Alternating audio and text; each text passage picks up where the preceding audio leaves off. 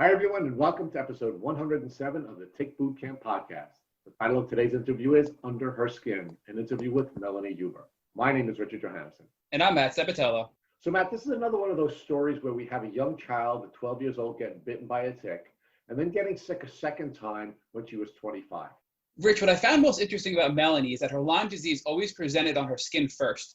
When she was 12, she had Bell's palsy, which was an indicator of her Lyme disease. And then again, when she was 25, when she got sick again, she presented with horrible skin issues. So, Matt, Melanie really had a very interesting journey that I think our folks are going to love to hear about. So, without further ado, Melanie Hubert and Under Her Skin.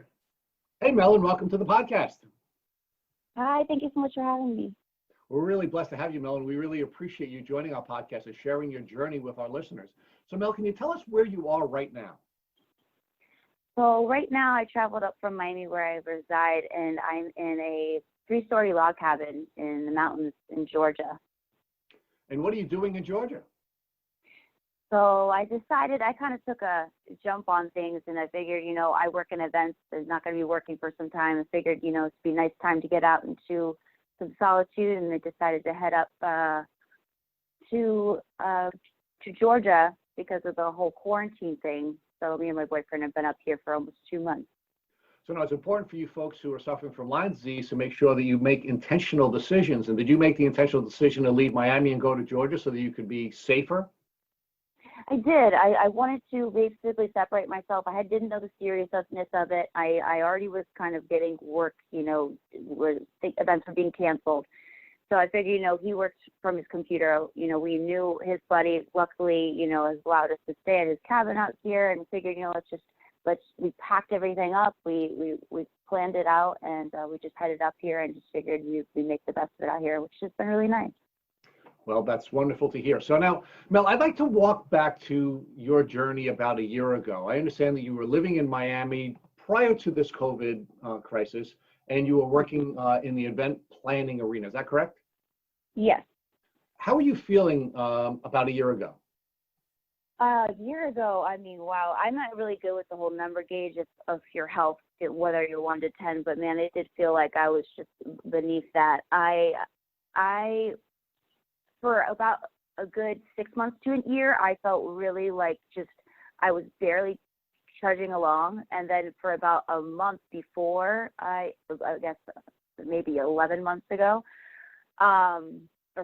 a year and a month, where it was like before I decided to go back to Maryland, I was feeling awful. I didn't even know where to connect it, but I just couldn't get out of bed. I couldn't, bathe myself. I couldn't, do dishes, laundry, anything. And my skin actually was a telltale sign of my health being just out the window. And it got to the point where, I looked like I had holes in my face, like no joke. I could put my pinky in my cheek, and I was just sending videos to my dad, and I was just like, well, I don't know what's going on, but like I can't function like this. So this time a year ago, I was in Maryland. I came back up from Miami, and I was staying with my family so they could help me figure out what was going on. So now let's talk about your childhood, because it's our understanding that you've been dealing with Lyme disease for a good portion of your life. Do you recall during your childhood when you were bitten by a tick? I actually was outdoors a lot as a kid. I have one of 5 siblings, and we were just always an outdoor bunch. And I do recall finding ticks on me multiple times growing up, and we would just pick them off, and we didn't even have any worry in the world. Just take it off. You'd check each other's hair before we come back in. All of us did a little assembly line.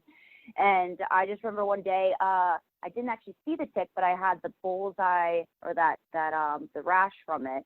And my mom took me to the doctor, and we didn't actually send anything in because I guess the tick wasn't there, or maybe my mom, I don't recall because I was just young, but I do remember going to the doctor and just examining it, but I didn't actually physically see that tick, but I'd seen plenty on me before. So Mel, let's set this scene for a moment. So how old were you when you had the event that resulted in the bullseye rash that caused your parents to take you to the doctor? I was 12 years old. Okay. Now, where were you living at that time? I was living in Laytonville, Maryland. It was just a small city outside of Bethesda or Rockville, Maryland, kind of near DC. And what did you know about ticks at that time? You said that you had contact with ticks, you and your siblings were outdoorsy kinds of kids, you were getting ticks on you and having ticks removed. Other than knowing that ticks existed and knowing that you should check to remove them, did you know anything else about ticks and what ultimate illnesses you could suffer as a consequence of being bitten by a tick? Oh, I had no idea. I mean, my parents were I feel like they're very knowledgeable, and they educated us on a lot. I mean, I feel like if they knew, they would have definitely told us. And it was just kind of one of those things like I just knew as a kid, check for ticks. That we tucked our pants in our socks. We were always hiking. We wear a hat. Like, we knew all the tricks, but I didn't know really why we were having this preventative care. So I just knew that they were bad, and I had no idea that they led to anything like this, like at all.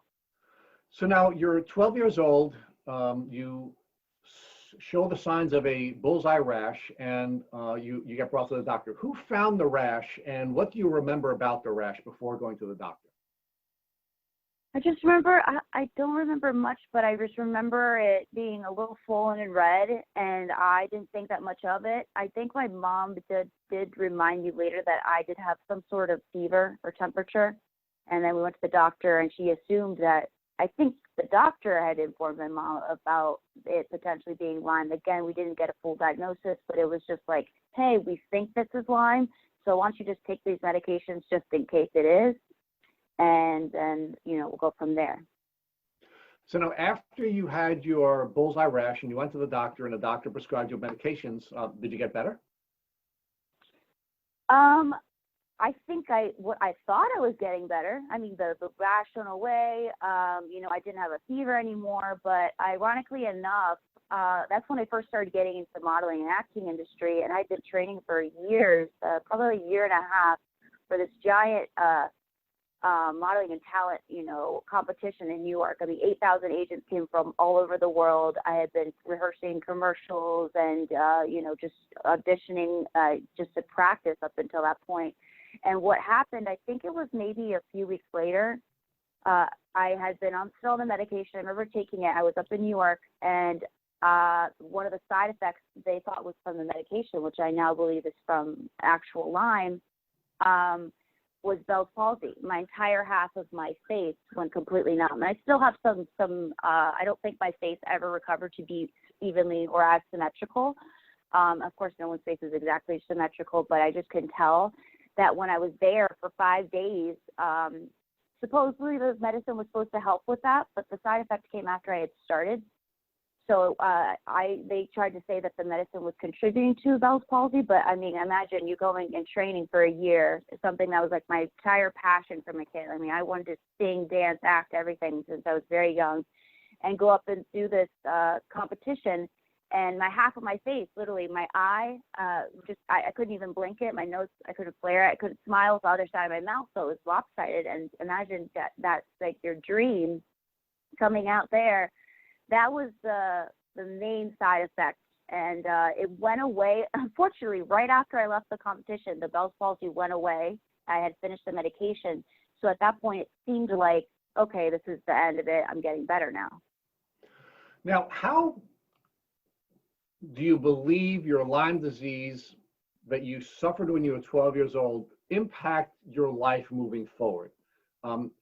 You did share with us now that you had a bad experience that had an impact on a modeling opportunity or a competition that you went to. What other ways did your Lyme disease develop, and how did it negatively impact your health as you were growing up?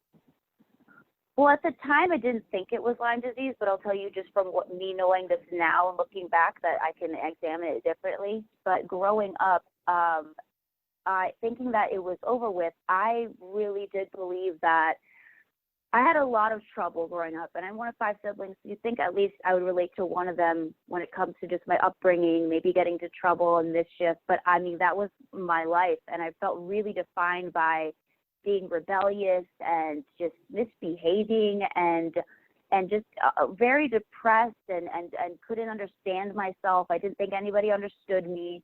I had, experienced a lot of self-harm, self-sabotaging, and at that time, I thought that, oh, I just must be depressed. This is something my parents may have passed on to me, or, this is, how am I not grateful for my life? Like I have everything that's going for me. And, a lot of that really struggled with me because I would try at a young age. I didn't know much about like meditation or really trying to express gratitude or the law of attraction, which I practice today. But it really affected me because I'm walking around thinking, wow, like I'm just this depressed girl. I'm diagnosed with bipolar and this and that. And meanwhile, I'm like, I don't believe this. I just don't believe this is me. I had quite an identity issue, I think, growing up, and always trying to almost reinvent myself. I experimented with, alcohol and drugs at a young age. And I just felt like I didn't even have friends who had done those things. So I felt really outcasted, and always was trying to almost like live on the edge just to get this adrenaline rush to kind of escape from this person that I didn't like, and it's more so because I just wanted to disconnect from what I couldn't connect with. I didn't understand why I was feeling this way. And I think that was the biggest struggle of the side effects from Lyme that I now can look at and realize that was the reason why I was like that growing up. So now, did you treat with mental health professionals when you were going through these challenging times in your childhood?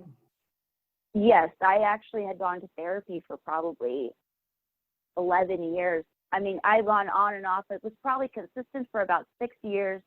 I mean, it was through middle school, through high school. Then when I got to college, I was trying to be more independent, still having the same behavior, still, not getting it. I didn't even feel like, honestly, therapy helped me. It just gave me an outlet to really just speak to somebody.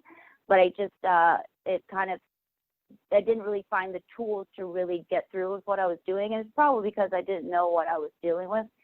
But when I got to college, it was kind of on and off, but it was probably a good 11 years I was going to therapy. The first few years, my mom and dad had different views about medicine. My mom wanted me to get on some type of antidepressant. My dad is very into holistic medicine, and we had issues with that. But I had gone to some antidepressant medicine, and actually started making me worse. And so we just kind of took the natural route and stuck with just therapy. Now, Mel, while you were treating with the various therapists that you treated with during your childhood, did any of them ever suggest to you that perhaps you were suffering from Lyme disease? Oh, no way. I mean, I didn't even think that. My parents didn't think that. I mean, I just don't even now, I think it's so important that people know that there are neurological and psychological side effects of this thing, because I didn't feel nearly as much physical. I felt like down the line when I had more of a relapse in the past few years. This past year, it was more physical, but I had no idea, because you're just kind of pushing through just like anybody would want to. It's like, you're mentally going through something, you're going to push through. It's not the same as seeing like, your leg broken when really something else is broken inside you. It's not as easy to diagnose that. And I think that's why it's so important. People need to know that there are side effects in that, and that's where people need to be getting checked out. So, Mel, you indicated that when you were 12 and you had the event, you were beginning to pursue a career in modeling. Did you continue that pursuit during the rest of your childhood prior to going to college? And did your mental health challenges impact your capacity to be successful in that pursuit?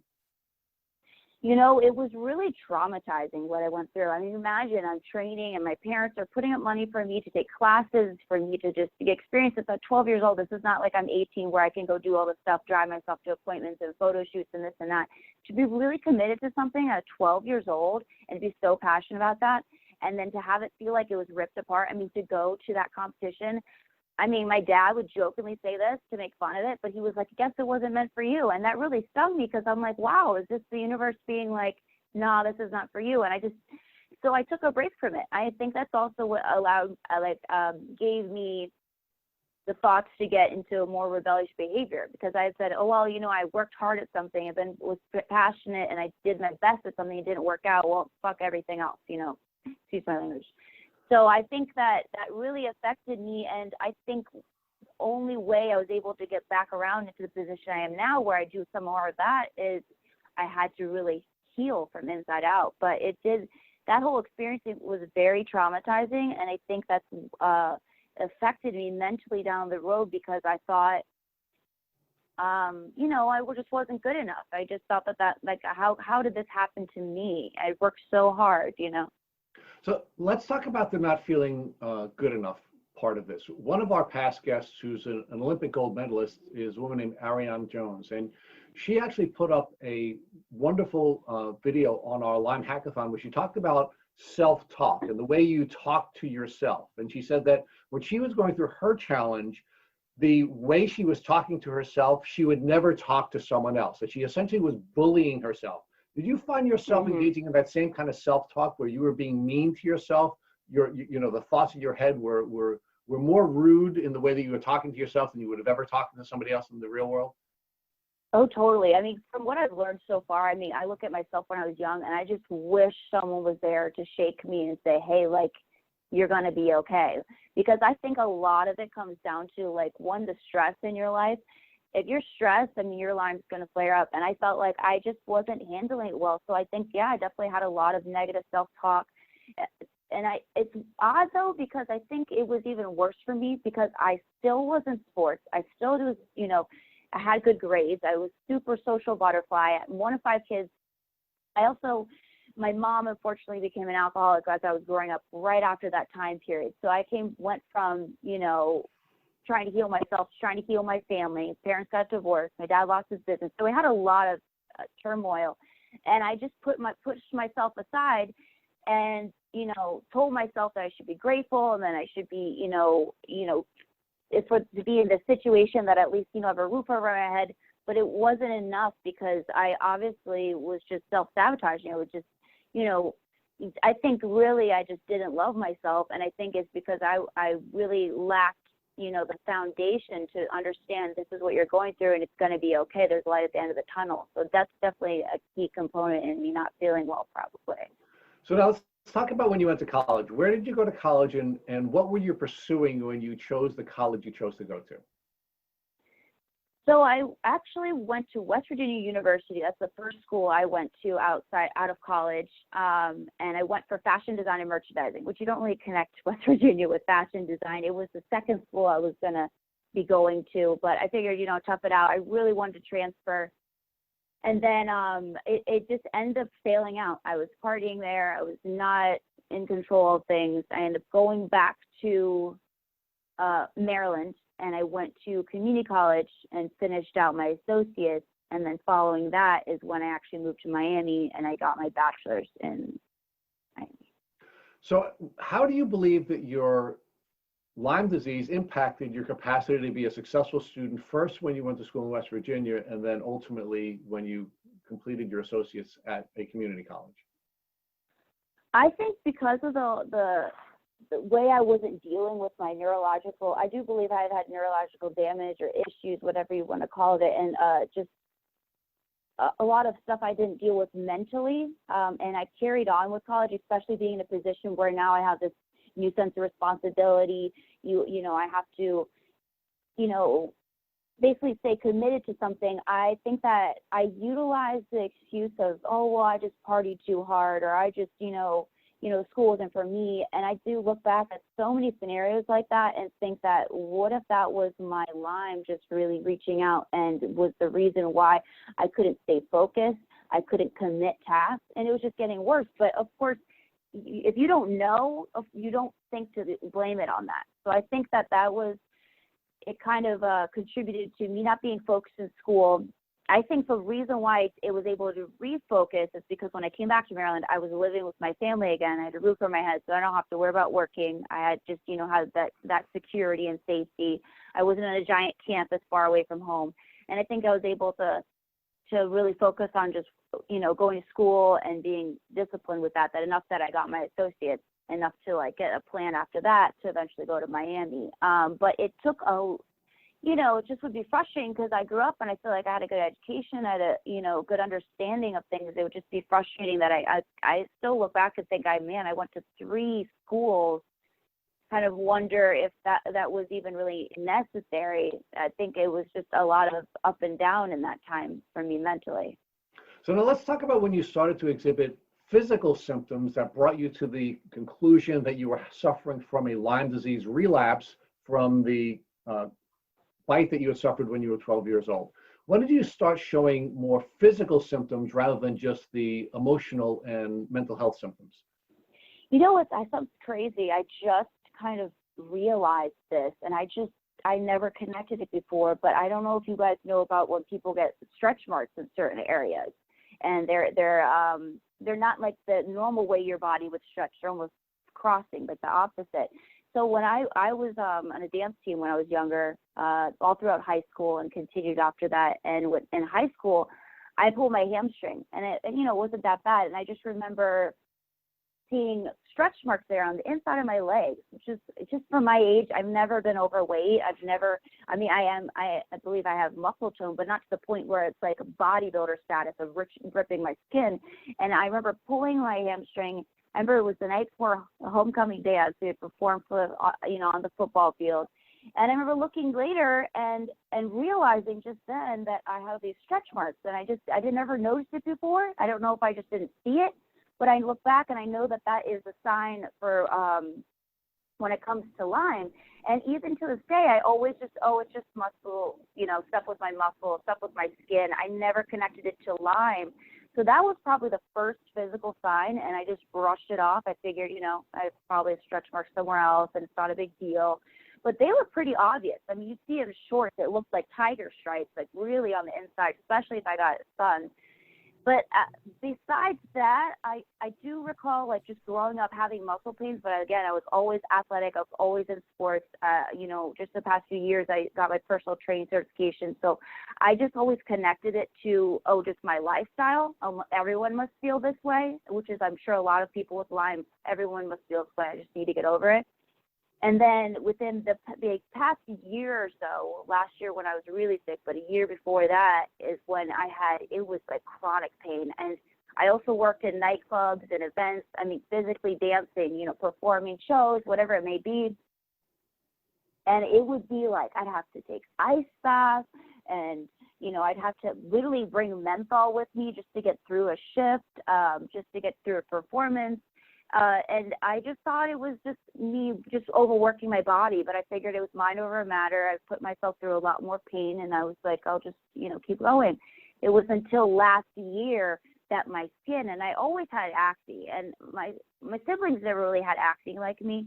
So my dad assumes that could have been just a side effect from Lyme too, just my immune system, because the past year or two, it was so bad. I don't necessarily want to, but I do feel like at some point I will have to share people what happened with my skin. It was so bad. I could literally imagine taking your pinky finger and putting it just in your cheek, and I could literally, it was a hole. It almost looked like I had MRSA. I was going to the doctor, the dermatologist, and that's when I really noticed the physical side effects, which I now know were from Lyme. It was just my immune system crying out, and obviously I had been putting my body through a lot, so my body kind of talking to me and being like, oh, we're sore, or my muscle aches, or this and that. I had been self-medicating in the best way I could just to naturally take care of myself. And until my skin broke out like that, and to the point where I work in nightlife, I work plenty of crazy costumes, for shows.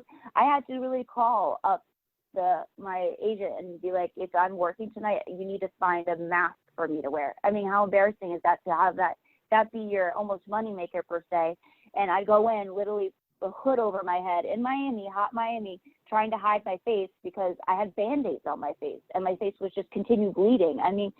My face got to the point where it's so swollen on my eye. It looked like someone knocked me out. Like the blood was just not flowing there, and it was so bad. I went to the dermatologist, and they assumed that I was just picking at my skin, that I had anxiety issues with my skin. So that was really infuriating, but that was the first real mark of outside of the stretch marks where I physically noticed something from the Lyme, where what I know now is Lyme. Melanie, have you ever talked about Bartonella with your doctors? It's also known as cat scratch disease, which can look like stretch marks on the back of your leg or throughout your body, and it's a very common co-infection with Lyme disease. Yeah, that's exactly what I'm talking about. So I didn't know that, obviously, when I was younger. I felt like the information I have now, I wish my parents knew or someone knew, but because I feel like my doctor didn't even know, it was a pediatrician. But now, yeah, this past year when I got tested for everything, I did tests every month with this doctor and found out that that's exactly what that was from, the Bartonella. And thinking back and looking at your childhood, when you had all of these symptoms after you had your tick bite and your initial Lyme disease infection and treatment, and they manifested in the beginning as psychological symptoms, right? You said you were some depression and anxiety. When you were seeing these psychiatrists and all of these doctors, did any of them give you prescription medication to try to help your symptoms at least? Or were they just kind of telling you, you got to get yourself straight and dismissing you? They had suggested it, but again, my parents had very different views. They were going through a divorce, so I was also felt conflicted by that, feeling like, oh, I'm making my parents decide over how, they had conflictions over medical. So when they went to court, they, had to decide who was going to make the medical decisions. That was a big thing because my dad was very about holistic and just trying to find any option before just putting me on a pill. Let's say he's not necessarily was against me taking any medication, but was more so, just let's look at alternatives before we just put her on some drugs. And my dad had started to get into a lot of new age stuff that people are aware of now back then. So back then, imagine some stuff that people are doing, whether it's ozone therapy or rice machine work. He was doing that then and looked like a quack, And so back then, they had suggested I got on medication. I was on, I think, Prozac for like maybe 6 months to a year. And they had noticed that it just numbed me out and I had no personality and I didn't like it. It made me change my whole appetite and the whole mood and it wasn't good. I'd rather had not been on the medication than be able to just express myself whether it was good or bad. You exhibited classic symptoms of neurological Lyme disease, and many people with neurological Lyme, when they're falsely given these medications, whether it's for depression or anxiety, they generally don't work. So would you agree that when you were on that for a short period of time, that it really didn't help you, it just sort of numbed you and turned you into this like zombie-like person? Yeah, totally. It did not work. I didn't think it did anything to me. Because I just remember going into therapy, and actually I'm very vocal. I'm very capable of opening up and being emotional, which I like that side of myself. And I remember going in there and I didn't have anything to say. I would literally be like looking at the time. And I just remember that period being like, it was just kind of like I was just my personality, it was emotionless. And there was nothing I could even contribute to a conversation. So it's like, oh, you're not depressed, but you're also not Melanie anymore. So you mentioned that your father had a view of holistic medicine as being a good way to treat some of your potential symptoms that you were having. But back then it was even less accepted than it is today. Did your father ever successfully treat you with anything like ozone or any of these alternative therapies that could have probably helped you back then? No, because that's kind of when I had like this, my parents were battling back and forth. It was custody. Where's Melanie? Are you staying at mom's house or dad's house? So that's what kind of was frustrating, is because if they had got over their difference, and I don't blame that at all, they didn't know, but if they had got over the difference and may have found at least come to a conclusion of solution, but they only concluded that therapy was the way to go. And I don't think that I think he didn't feel comfortable yet either, just because he had experimented or tried long enough with some of these therapies to really be able to just give it to his daughter. But he definitely was interested. I mean, he tried, teaching me more about, just even about the overall cold shower methods, just certain things that for strengthening your immune system, just breathing techniques and yoga. And I started to get into some of that with him, especially with the yoga and meditation. But outside of any of that, but some of those stuff that, I do now with ozone and, rice frequencies and stuff, I don't think he felt comfortable yet, because it was still new. And, to him, it could look like, oh, you're neglecting taking care of your child, which really, no, it's just he doesn't want to put me on medication that's not working. I mean, that's the thing, is that you have to become your own doctor with Lyme. And I'm very grateful for my dad to this day, because I think that that's what got him into actually studying new techniques of how to heal. Because if I didn't go through Lyme, and that's what I'm grateful is, if I didn't go through Lyme, I wouldn't have known these ways to heal. Another common thing that we're seeing now presently in the Lyme community, especially on Instagram, is a concept called depersonalization. Have you heard of that concept? Yes. So there's an account we follow at Body Lyme Spirit on Instagram, and they give a really good description of what it was, and I'm not going to do even close to what it deserves. But really, it's when you sort of experience this out-of-body experience, and it's almost like your body is disconnected from your mind. So can you walk us through what that's like? Because many Lymies feel this, And it puts this fear in them that something is wrong and maybe it's more than just Lyme, but it's not. This is a symptom of neurological Lyme. So can you walk us through what that was like for you, for our listeners? Yeah, you know what I noticed that actually when I was young, I actually noticed that when I was in middle school and high school, and I thought it was just kind of a moment of relapse in my mind, because I remember I would say something, but then it would be like it was almost like my body was saying it, and like words would come out, or I thought, but no one would respond to me. And I look at myself and be like, well, did I just say that, or is that something I just imagined? And it was like my body was disconnected from what I was really experiencing. And then I'd have to say something again, and it was clear that the person never heard me say something for the first time. So that's like the only type of out-of-body experience I kind of had, and it was a little scary, and it still happens here and there. And I just try to more so acknowledge it instead of being afraid of it, because it is it's almost just like a lapse in your mental judgment of what's going on. Now, before you realized that all of this was still just symptoms and a consequence of your Lyme disease, was there anything you did that helped alleviate your symptoms that you can recommend to our listeners? So, for example, you had this depersonalization, you had some of these psychological problems like depression, you had some other body pain issues, like you mentioned, you had chronic body pain, the skin issues with your face. Was there anything you did that worked well for you before you knew it was Lyme that you can recommend to our listeners who are having similar issues? Yeah, I think honestly, the biggest part of it for me, and like I think a lot of people notice that when they're stressed, they flare up. And for me, it's really just maintaining a calm, neutral level, and just try not to let everything get you in that way, because a lot of things can be manifested physically from just something you've experienced emotionally or mentally. I think journaling is so important, whether you're just journaling about your symptoms or you're journaling about just what you're going through. It just finding a way to release that type of those thoughts for me helps so much. I mean, and just try to even be creative with it. If you're not really into journaling, writing's not your thing. For me, I love writing. I could write all day.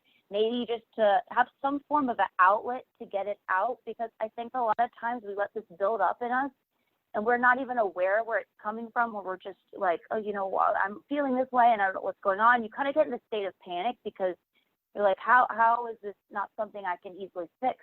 But you have to, I think, in addition to that, and trying to find a way to be active too. I think, ironically enough, that you get a tick in nature. I think being in nature and being outdoors and just being able to connect with like Mother Earth is so powerful.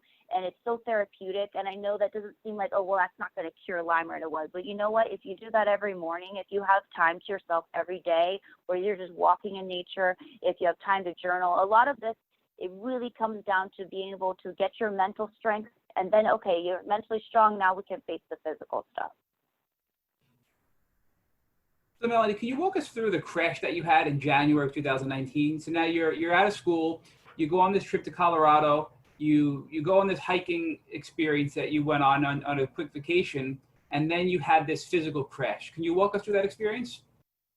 So my skin had already been breaking up until that point. I mean, I literally had almost like a scar on the side of my face. I mean, I still do. You probably can't see it in this video, but I went out there. My dad invited me to hike with my aunt and my two cousins out there. They have a cabin out all the way in Colorado. I think it was about 2-hour drive from Denver. So we drove out there. We were hiking, exploring outside. I mean, it was very active. I felt okay. And then it was literally the last day of our trip. I felt so nauseated. I felt in so much pain. I felt like my entire body ached. And I don't know if it was just me pushing my body too much during that trip. I mean, we were pretty active, but it wasn't something I wasn't used to. It got so bad. I had to lay down the entire car ride up into the airport, and it got so bad I couldn't even walk. I mean, I tried to really just close my eyes and be like, Melanie, you can do this, you can do this. I tried to I couldn't even stand up. They had to put my bags on back of a wheelchair, and they had to wheelchair me through the airport. And meanwhile, I am not really good with controlling my emotions, so I'm holding back tears this entire time because I'm just like, what is happening? Am I really this sick? I've been through some sick times, and I've muscled through working in a crazy loud nightclub or at a music festival where I felt sick and just not feeling well in general. And I'm like, I've been through way worse stuff. How can I not just stand in line to go through security? This is unbelievable. I get there. My dad was flying back to D.C. and I'm flying back to Miami. Had 12 hours until my flight. So I'm curled up in a ball underneath the airport seats. I found some little secluded area where, you know, like, I guess it was at the end where no one was actually sitting at. There was no one at that gate. And I just literally curled up under a ball around my luggage and just tried to wait it out. And I felt so sick. I mean, I just felt like all over my body, someone was squeezing my arms and my legs and my neck and my head, like just pulsating. And I couldn't eat. I was just trying to stay hydrated throughout the entire time. I had someone to actually assigned to me to like help me get on the air, you know, on the plane. When I get back, I get all the way to Miami. I ended up, when I got to Miami, I think I just knocked out. My body finally knocked out, and it was mentally, I knew I was home, so I fell asleep. And I thought it was just a stomach bug or some sickness. But that really sparked, it was just, you know, right after that, it was really what sparked me getting really, really sick. I got back, I made it home, but then I didn't really connect that after that point, I was practically bedridden. I mean, I would have work and working late at night in a nightclub, and I remember them, I just last minute call up, like, I can't come in, like, I can't even get up to do my makeup, nothing. And it just continued like that every week. Like, I can do it. And then last minute, nope, I can't do it. And it got weeks of that, of not working and having just to order Uber Eats food because I couldn't even make anything in my fridge. My trash was piling up in my house. I mean, I couldn't do my laundry. I was literally running out of clothes. It was so bad. And I was so afraid to reach out for someone to help, especially someone like my nature, always, you know, out and about. I work in events. I mean, anybody who knew me knew that, like, I work all the time. I like working. I like having that sense of accomplishment and sense of, you know, self-sufficiency. And also, in addition to that, always staying active, always taking care of myself. How am I sick? Like, how I couldn't reach out to someone else for help because it would just be embarrassing. So it went on for, like, probably 2 months or something like that. So January up until March. Until I finally reached out to my dad, and my skin at that point was so bad. My face was swollen. I had multiple scar wounds in my face of just, I mean, it was just felt like it was eating me from the inside out. Melanie, looking back, do you think it's possible that you potentially get reinfected? You were hiking and you were in nature. So you think it's possible that you had multiple tick bites throughout your life and you could have been reinfected, which made your sickness that much worse? It could have been, but I mean, I did think about that because I noticed that I was just naturally out in nature more often I mean, I remember I would bike ride on my bike almost at least 2 hours a day, like maybe at least 5 times a week, just I'd utilize it. I got in a car accident, which I didn't get hurt or anything, but I lost my car, and I got a really nice bike. I grocery shop with it. I go to the gym with it. I even go to castings with it. And I was outside a lot more than I used to be. And so I did think that could be a potentially, you know, some sort of possibility. But then it's hard for me to admit that and think that, okay, if I just got bit by a tick when I was young, then what was all the psychological and physical pain and even the Bartonella marks, you know, that were kind of in between that time period if supposedly I was healed from mine before and I was bit by another tick? Yeah, so do you think it's possible that you were bit when you were 12 and then you were bit again maybe numerous times throughout your life, and that's why you had those psychological symptoms, the Bell's palsy, the Bartonella when you were younger, and then you got bit again throughout your life, which made you get even more sick to your ultimate crash in January of 2019? I don't think so because it's the type of nature I'm out in. I mean, in Miami where I was outside all the time, I guess it's possible, but there's just not even really trees like that. And I'm not in nature. I'd be biking on the side of a road, you know, where there's not really as much, you know, what you say wildlife, or right. But growing up, it would make more sense. Okay, if maybe I had gotten bit by a tick again, maybe a few years after I initially got it when I was 12, because I was still residing in Maryland. I still was active in nature. It's definitely a possibility. But after I had got bit by that tick and we had found out that it was technically Lyme at 12, I mean, I was still checking like crazy. So I feel like it would have been just a rare chance that really was to happened. Another thing to consider is, at the time you had chronic Lyme disease and you didn't know it. And many people with chronic Lyme disease get really sick and have relapses and their health worsens after traveling. So do you think that the travel experience was the cause of your decline in health, potentially due to exposure to other people who are being sick, the stress of traveling, and all the things that go along with it? When you say traveling, do you mean, because I've obviously traveled a few times in my life, specifically when when I went to college or moving to Miami? Well, we're thinking maybe when you went to Colorado for that trip to go hiking, that's when your Oh, crash sort of okay. began right after that. So do you think your trip to Colorado and the stress of traveling on your body and your immune system, that just put your body at an all-time low, and that's what caused your major decline from that point forward?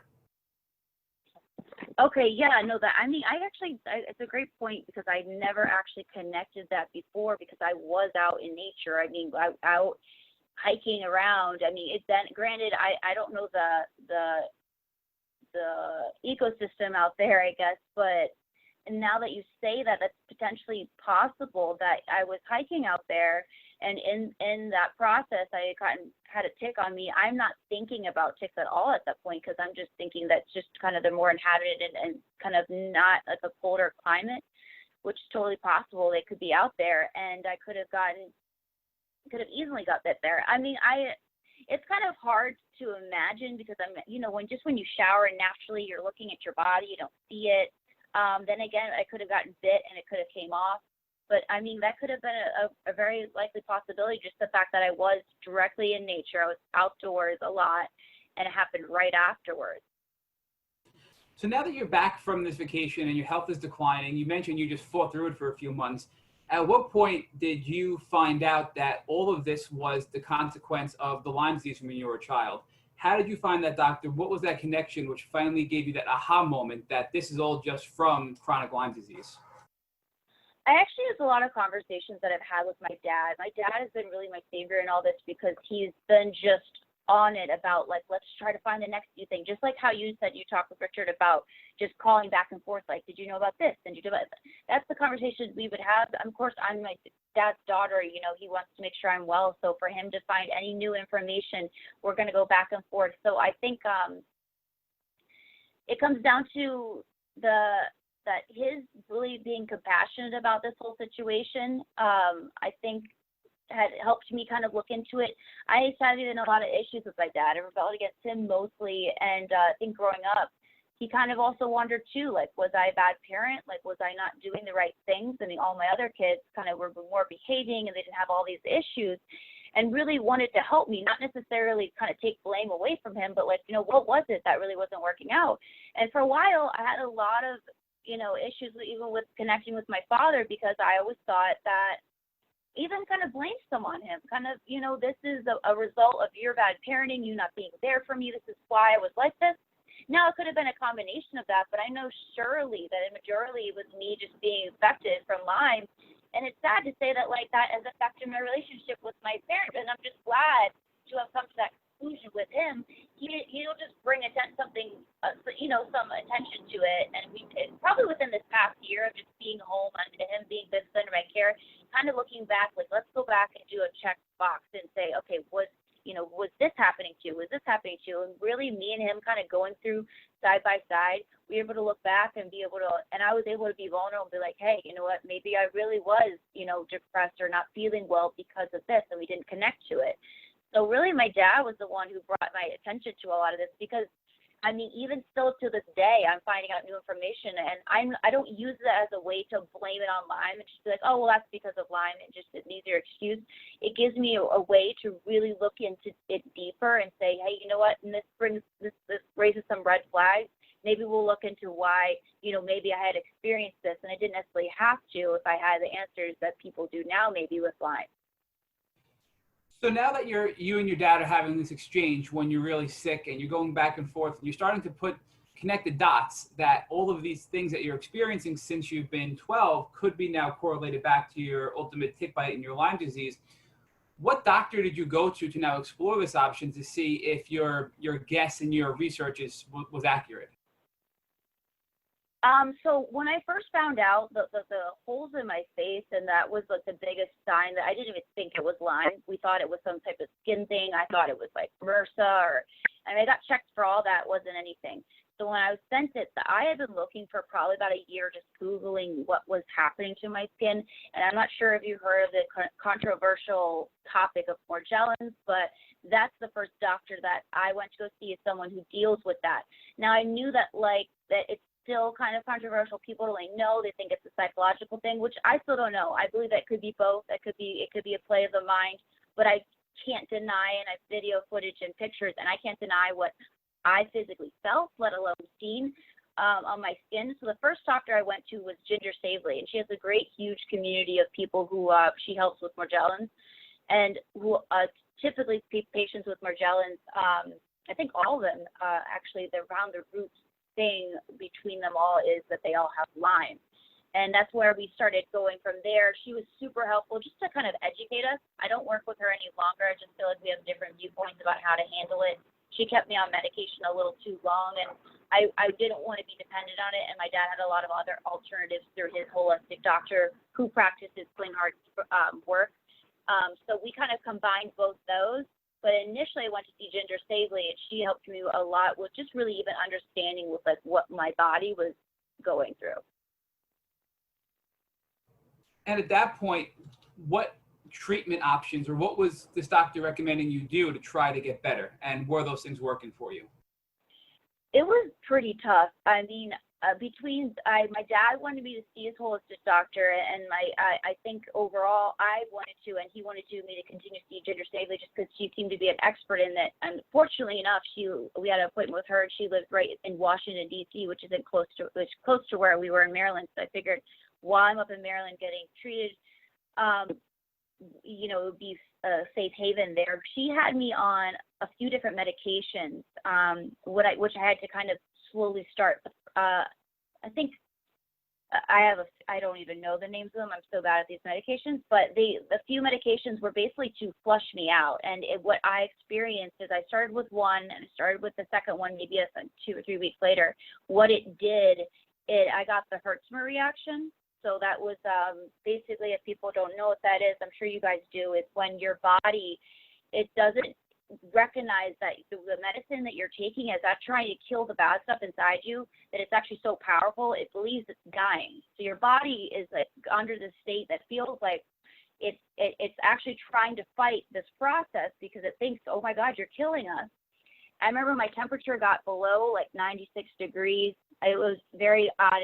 I really felt like I was going to die. I thought I was going to die before, and meanwhile I'm trying to get better, and then you have to go through this process. And it was about a month of that. I mean, fever, and then my temperature would go down. I had to take ice baths. I mean, I had to eat a certain diet even before I started that medication to basically make sure my body wasn't going to have an allergic reaction to maybe it was eating tomatoes or eating certain, like, if it was anything with lemon, certain things that would kind of trigger the medication. But I had to be very particular about how I started it. And then in addition to that, I was taking these, I forgot what you call it, these droplets of different type of natural medicine, just different type of roots, different type of conjures that was a tea that I had to drink 3 times a day. I had to prepare it right there in the moment. I mean, this process, it was so tedious. I mean, and in addition to not being well, just to have to ask someone to make you a tea sounds so ridiculous, but I couldn't even do that. So we were doing the medications with Ginger Savely, and then I was doing the more natural method with the different teas that I was drinking for the holistic doctor that I was seeing. The medication with Ginger do you recall what that medication was that caused you to hurt so bad? If I give you a second, I can just actually look it up. Oh, it was a Bactrim and Biaxin. I know there's official names for them, but both of them, I'm not sure. Yeah, that's what those are the two. And then there was a sulfametazole, or I think it was another one, which I had already taken once for my skin before, and I think doxycycline. So those both were my skin, but the Bactrim and Biaxin were the ones that are so bad. I didn't even think a medication could do that. And for me, it was pretty disturbing even to think afterwards. I do think it helped because it got me over the initial pain, because my skin started, my face was practically swollen from how much inflammation I had in my face and the rest of my body. And I couldn't also digest food normally. I was eating normally, but I was just losing weight. So that helped with that initially. But it was definitely painful, and the Hertzmer reaction came with those two. And now this was treatment still for the Margellans through your first doctor, and then you were going with your natural doctor with those tinctures and the herbal teas to just treat your body at a holistic level, correct? Correct. So she treated me with the Margellans, but I know a lot of I just looked up. We did a lot of research. Also, people with Lyme were able to have success with the same type of practices. Yeah, so a lot of these medications are also used to treat Lyme as well, and it seems like that's what it was doing, was treating the Lyme bacteria and causing your herx. So did she also believe that you had Lyme too, or was this just a coincidence that you were being given this medication that would treat the Lyme disease? No, she believed I had Lyme too. I mean, we did tests and everything. They found if I looked at my paperwork, they had found the Bartonella, the Babesia, Borrelia. Like, those were all things that were in my body that they found. So talk to us about some of the things you did to alleviate your symptoms now with this new doctor team. Your natural doctor through your dad, and now following Clean Heart's protocol. In your pre-interview questionnaire, you mentioned things like ozone therapy and this miracle mineral solution and medicated lotion and cold showers. So can you talk to us about which of those worked best for you and what advice you'd give our listeners to use those things to help alleviate their symptoms? I mean, to each his own. I think that this is really a process of like trial and error with anyone, because I could tell you what works for me and you may not suffer as much as the physical stuff. You may suffer more than emotional stuff. But I think it's kind of trying to put a combination and to start slowly, because initially my dad gave me all this stuff and I'm like, I can't do this all in one day. I can't do this, and that. Like, I'm just trying to slowly adapt to this. So that's what I would say to anyone who's trying to figure out what can help them heal. Just start slowly and just document it all, record it all. I took pictures, I took videos, documented my skin. The most powerful thing to me is, look, I have a lot of body aches and I like to still work out. I do personal training still, so it's part of my life. This is not something that I can just stop. So with that, the most important being the physical, I have found that having any type of CBD or any type of that medicated lotion, in addition to essential oils, have been very powerful for me as well for calming, which can be therapeutic, but even just essential oils to rub on the body for when you have muscle pain. I'll do that right before I go to bed. I get peppermint oil or do CBD medicated lotion, and I rub it on certain areas. I know I always get cramps in my legs throughout the night. I'll get like muscle spasm or almost like restless leg syndrome, and that will be something I could put on and will soothe it. In addition to that, I don't know if you've heard of the plant kratom, but they sell it at smoke shops, so it would probably fall under the category of something like CBD, but you put it in a tea, and actually it's called Mitrina speciosa. That's the natural name of the plant. And it comes to the same plant as coffee, and it actually works just like how they have different strands of, THC for maybe something, being more mellow or something being more active. It's the same thing, and they have one that I take. I put it about a tablespoon in my tea in hot water, and I drink it. It does not taste good, but I'm telling you, it works wonders for my muscle pain. And in addition, also helps me a lot with focus. For coffee, it's always just kept me awake. It never helped me with focus. And I have a lot of brain fog that I know is attributed to Lyme that I'm constantly trying to work through. I get distracted very easily. When I take that, it helps me a lot with just staying focused and just following through with the simple tasks of the day. And so I think kratom is very powerful. The CBD medicated lotion. In addition, the ozone therapy my dad put me on too. I drink ozone water every morning. I try to drink it throughout the day. And then I also have, because my skin was breaking out, I had ozonated oils that I would put on my face. So if I ever felt like my skin was just kind of out of sorts, and sometimes I always feel like my skin, because of the Morgellons, would actually kind of flare up, and almost I would feel it, almost as something was biting you, and I put that on and immediately it would feel better. So the ozone is definitely a new therapy I think a lot of people should look into. And in addition to that, this is something that, may be controversial to some people, but I do believe also in the power of frequencies. There's a great site, if you just look in Google called Right Frequencies. I used to use that because I'd always have fatigue in the morning after working out. Anytime I would just listen to that, take a nap, and it would 20 minutes, I would feel so much better. And it's crazy because we naturally have a frequency in our body. And when you listen to that frequency, I don't know the science behind it, but I know that it basically picks on certain tones in your body, and it almost like recalibrates you. It did the same thing too. I'd also get nausea when I would ride in a Uber in the car, the passenger side. I had to sit in the back because I just couldn't handle the nausea. And I know that was actually a side effect of when I was on medication. I couldn't take the medication, just hop in the Uber right away. And I would listen to the frequency on my headphones in there for a nausea frequency. And it actually, I wouldn't feel sick, because I would feel sick at the point of throwing up sometimes, and they would just completely eliminate it. So I think the ozone, the right frequencies, the kratom and CBD are definitely like something I try to always keep in my regimen. And that's outside of even diet and just physical stuff as well. Melanie, those are all excellent tips. And to get a little more specific for our listeners who are interested in the right frequencies, where did you get this right frequency machine? It sounds like it's something you can kind of listen to while you're in an Uber or something like that. So where did you get it, and what would you recommend to our listeners who want to learn more about this to potentially look into this technology? I'm going to look up the actual, I have it right here, right? Okay, so the site is actually called Rife Therapies, and they've been around for a long time. It's the name that actually should pop up when you're looking for it is Spooky2. And they have a whole list of all different types of issues. Like you can type in, maybe if you have abdominal pain, if you have muscle cramps, menstrual cramps, if you have, acne, if you have a rash on your body. I mean, every type of thing comes down to something internally, right? Even if the cause is from something external, you can still heal it internally. So my dad, he had a right feet machine when I was younger. That's one of the therapies he used for himself to kind of just meditate, recalibrate. And I remember using it when I was younger, but of course my family had different views about how to heal. But overall, the right therapy, my dad introduced it to me when we were just trying to find any means of just trying to heal in that moment. And a lot of these healing methods come from over time and consistency. And okay, you've been doing this for 2 weeks now. You finally start to feel effects.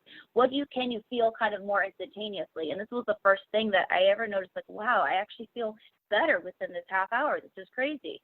I think that you could either get the Rife machine, which is 2 bars. They're actually like electrodes that you actually hold in your hand and connect to a machine, and they will emit the frequency and a vibration, which you'll feel in your body. You almost feel like you're holding that zap gum, that trick gum where you actually get zapped.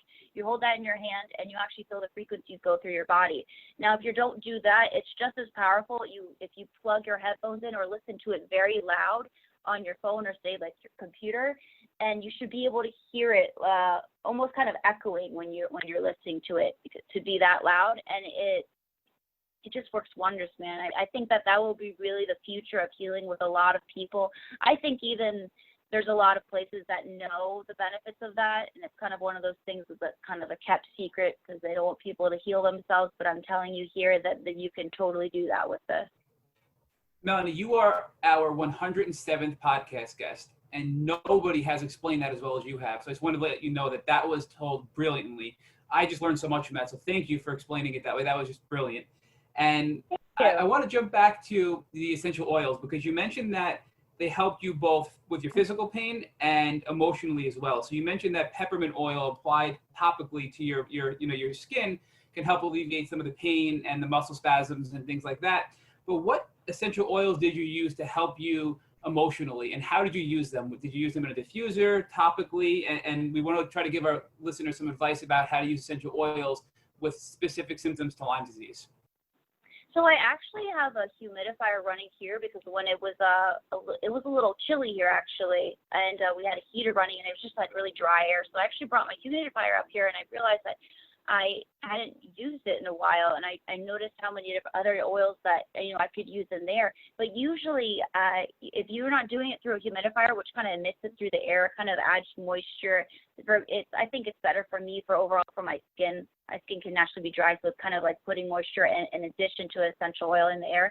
But for me, I use the top of it. I literally put a few drops and rub it in between my hands. I kind of rub my hands back together, create some heat, and then I just breathe it in. Just use it as aromatherapy. I'll do it for me and my boyfriend in the morning, especially. I do the peppermint oil in my hands to energize me. So in addition, in the morning, if I'm taking the kratom or have some tea in the morning, I do that. I rub it together and take a deep inhale and then gut it out. And then I do the rubbing hands together again, deep inhale. And I do that about 3 times. And it's definitely a little way to get a boost. I mean, you're just breathing in straight menthol. It's cooling, it's energizing. But in addition to something that's more maybe calming or therapeutic, I actually really like lavender for more nighttime, but I really like citrus. The citrus is still a little bit more energizing, but it's not so like strong like maybe the scent of peppermint. But it's kind of just has a nice touch. Also, putting it on you, you're not walking around with some crazy menthol. I know all the time when I was dealing with side effects from physical pain, I smell like menthol all the time. My friends always be like, "Oh my God, it's a little too much." But the citrus is a nice tone that you could wear it. And I admit that instead of using fragrances, I use essential oils. And you can even put that in your lotion, put a little lotion in your hands, add a drop, put that in your hand, rub it together, maybe rub it on your neck or your chest. The points that I usually put it on, even if going back to the peppermint, is just to continually have it. I rub it through my hands and I put one little tiny dot right above my lip, just the slightest bit, nothing that's super wet, and it's there continuously. I'm constantly breathing it in. And the peppermint you use to sort of energize, you said, right? Yeah, energized for sure. And now the citrus and the lavender, you mentioned you put that in your lotion. You can put it on topically, almost as like a scented sort of like perfume sort of alternative. But do you also inhale that as well? So is that one that you would do rubbing your hands and inhale as well? You can. I usually inhale the peppermint one because I feel like I need that burst of energy. That's something more I'm lacking. But to wind down, I actually will take the lavender and I rub it on just my pointer finger, and I do it on the sides of my temples, and I just kind of rub it in right there. And it's almost kind of, it's the center right between your ears and your eyes. It kind of relaxes you. It's kind of, don't get it in your eye, of course, but that, and the same thing with the citrus. I'll usually put that on my wrist and rub my wrist together. And then I can, you also can inhale it the same, but you put that right underneath my ear. So again, it's kind of close to where I'm breathing in, but it's not like the peppermint where I need it right underneath my nose, where I really need it that strong. It's just like a subtle note. And the last thing I want to focus on as far as things you've done to help your symptoms is the cold showers, because many Lymies vary. Some Lymies really, really need cold, and other Lymies can't stand the cold, and the same thing with heat. So for you personally, how did the cold showers help you with your symptoms? I think both really helped me actually. Like the heat, the being in the sauna, I didn't put that because I think the cold showers are still more important. But I just feel like when I take cold showers, and actually did yesterday, I jumped. There's a huge lake out here. I was just like, you know what? I'm just gonna jump in the lake and go and do a lot of Wim Hof breathing methods. And I try to kind of calm my body down, but then actually put my body in a state of cold. So I do that if I'm going to do something like going in this like cold lake out here. But with the cold showers, I just try to, it kind of makes you sure that you have a shorter shower. We don't need to be in showers for 20 minutes. But in addition to that, it feels like totally rejuvenating. And it's almost more of a mental hack than it is even physical, because you're kind of just like, okay, you got to get through this. And you're not thinking about anything else, but just, it's cold, but it's okay. I think that's almost like a therapy that helps me to kind of mentally get through some painful things. It's like, just like animals out in the wilderness, they're probably faced with a lot more than we are. And over a period of time, human species, we've just gotten a lot more convenient life. But when you go back to this animalistic nature, I mean, we're fully capable of being in those environments and being okay. And I think putting your body into that state reminds you that you can handle a lot. So for me, it's even more mental, because it reminds me that, I'm fully capable of going through something painful and coming out okay on the other side. In addition to that, for me, it helps a lot with my skin. the coldness and that type of pressure really helps with keeps close my pores. It kind of helps just clear out my skin even more than taking like a hot shower per se. And just overall my circulation, I feel like it even probably contributes, and I don't know for a fact, but I believe it even contributes to the blood flow when it comes to the blood flow even around my muscles, so kind of helping when it comes to muscle soreness as well. So which of these things we've discussed are part of the Klinghardt protocol to treat Lyme, if any? And if none of these things are part of the Klinghardt protocol, what things did you do as part of that protocol to help your recovery? So these are all things that he suggests. Ozone therapy, being one of them, and the rice machines. He has worked with all those, but his specific protocol came to all the different tinctures, which were together. They combined it to make a really, I mean, it was just an overall detox for me, and it really not in the bad way. Typically, when you go through a detox, the first couple of days, your body is kind of going through almost like a painful, almost like a natural Herxheimer reaction, like what's going on, you know. But I think that Klinghardt had a great method, and I initially started it, and that was probably for the first 6 to 8 months. But I started to go back to work when I finally moved back to Miami, and it was difficult to follow up with. But I took the advice from my dad, and I decided that, you know, it's better than doing nothing. Because sometimes I'll get in this mode where I was like, well, if I didn't, you know, make one tea today, then I'm not going to continue to do it. No, like, it's better to still keep trying to work at it. It is a lot to stay on top of all these different regimens, all these different, you know, I call it a toolbox. You know, how many different things in your toolbox are you working on today? And you may not get to all of them, but I think it's constant, you know, a reminder that, you know, you just got to keep at it. And I think Klinghardt had a lot of different, or at least my doctor through Klinghardt had recommended a lot of different tinctures. I mean, there was probably about 24 different ones, and I made a tea 3 times a day, and you'd have to make it right there in a moment. You couldn't prepare it. So it was a lot of planning. I mean, I remember at one point I traveled to South Carolina for a trip, and I had to bring all my stuff with me, and of course it broke under TSA, broke all my luggage, so that was not fun. But it's definitely something I think when I come back to Miami, because I didn't bring all that stuff with me, I'm going to start back onto. I wish I had it here because it's the perfect time for me just to focus on really healing, because I'm not working. I'm capable of having a moment of a flare up or something like that in case I have a side effect because I don't have anything to tend to. But Klinghardt stuff is great, and he definitely recommends all the other stuff with ozone and with the right frequencies. I think those are the most powerful ones. Melanie, I just want to put a reminder out there for our listeners that a year ago, you were basically homebound and bedbound, but here you are today, a year later. I mean, you look great, you sound great, your mind is very clear. I mean, you're explaining things to us just so well. So how do you feel today? And I think we know the answer to that based on what we just said, but walk us through about where you are today with your health and what you see for the future of your health.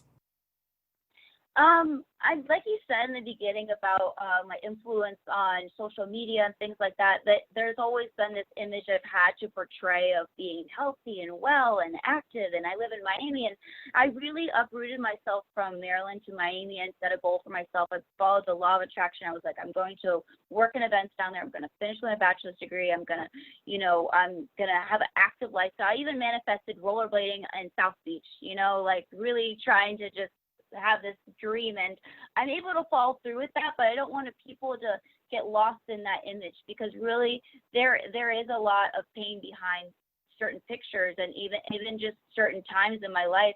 But I want to be an example for people that, you know, you can get better. I mean, at one point you look at, and that's why I want to open up. I mean, I really kind of broke down the beginning of this month, because I was like, wow, I really have come so far, but nobody knows. I mean, nobody knows my journey, and I'm in the process of opening up, and I think that's so important for people to share their story.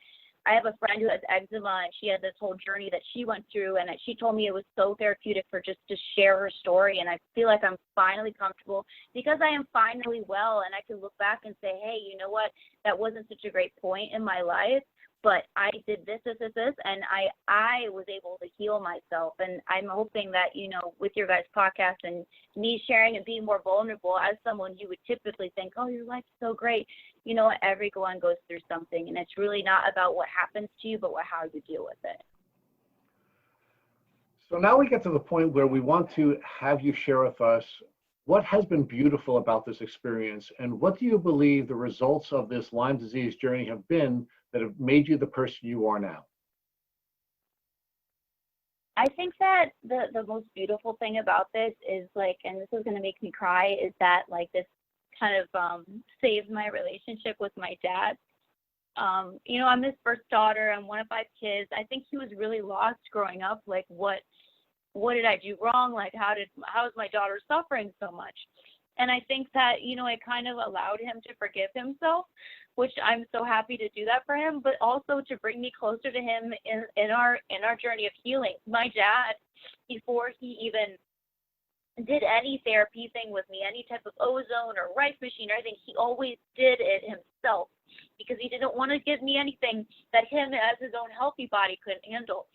And I'm just grateful because I had a really toxic person in my life about this time 2 years ago, and that's what led up to this time a year ago that I was so sick. And it made me really grateful for the people who care for me in my life. And it really made me realize, you know, who are the people who really love you, you know? I mean, you could go through day to day and think, and it's not to just to reflect on people who aren't your friends or aren't really there for you, but to really reflect on those people that you are always in your corner and that will always have your back, and it's not afraid to reach out to them. I mean, it took me so long of being this independent person to finally reach out to my family and say, you know, I'm not okay. And I'm so grateful for that because I have the strongest relationship with my family ever. I could ask them for anything if I need it. And maybe not everyone will have that relationship, but there's someone out there for somebody. And like, even to anyone who's listening now, there is a person that you can call and when you're not feeling well. And I don't want anyone to have to go through the pain, just to realize that you've always had someone in your corner. And I've also realized I'm so grateful for the amount of knowledge that I know now, whether it be about ticks or just overall strengthening your immune system, that I can just share with my friends who even are healthy, like, hey, let's do this. I want to know that people in my circle, or even outside my circle, any person I have influenced is finding a way of healing through what I've taught them. And that was so powerful to me because I'm grateful to have gone through this because it showed me really how strong I am. And I thought I was strong before, but man, when you're a Lyme wearer, you really go through something like this, you realize that you're so much more capable than you believe.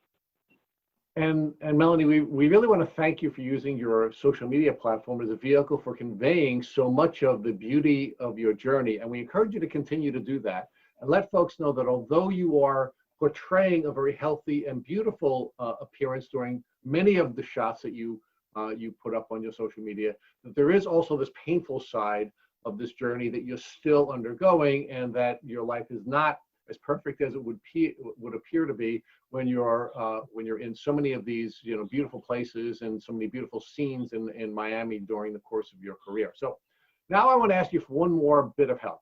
If God forbid tomorrow your dad called you up and said, "Hey, Mel, I have a tick biting me on my leg," what would you recommend that he would do so that he wouldn't have to go through the terrible journey that you've had to go through? It's sad because I even wish I knew more information about this now, about what to do, but I would obviously have him to remove it with tweezers or what you can do and wrap it up in a plastic baggie and have it sent in immediately to be looked at. I don't think that time is really the essence of this. So the sooner you can find out, and really even to demand to know, is this actually, infected with Lyme?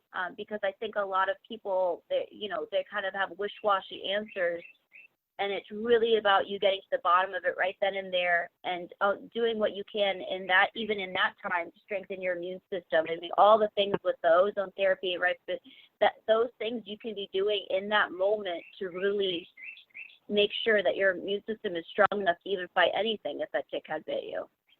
Thank you for listening to the Tick Boot Camp interview with guest Melanie Hubert.